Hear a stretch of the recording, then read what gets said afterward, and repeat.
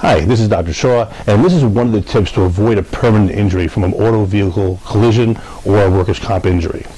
And what we're going to talk about is non-steroidal anti-inflammatory medications and how they adversely affect the healing process.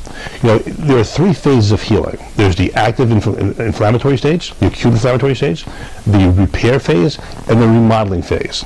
Most people need some form of medication during the acute inflammation stage because there are a lot of pain, there's a lot of inflammation. And that's exactly what non-steroidal anti-inflammatory medications do.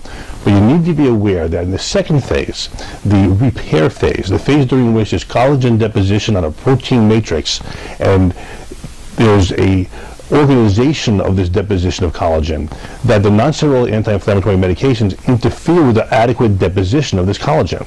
Now, this adequate deposition of collagen is essential to have the structure of healing, and the tissues need to be aligned in a certain way. So, if you don't have the proper collagen, what's going to happen over time is that you're going to have a less strong healing.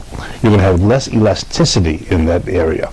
You're also going to have, because of the density and disorganization of this newly formed scar, you're going to have an increased population of nerve fibers trying to re-penetrate and re-innervate the area.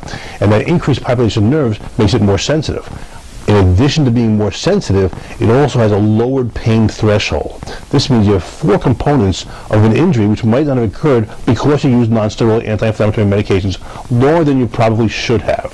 That's why you need to coordinate this with your medical doctor and your rehabilitation doctor, like your chiropractor, to make sure that you're getting what you need when you need it throughout your course of care. Again, less elasticity, less strength, increased nerve population, decreased threshold for pain.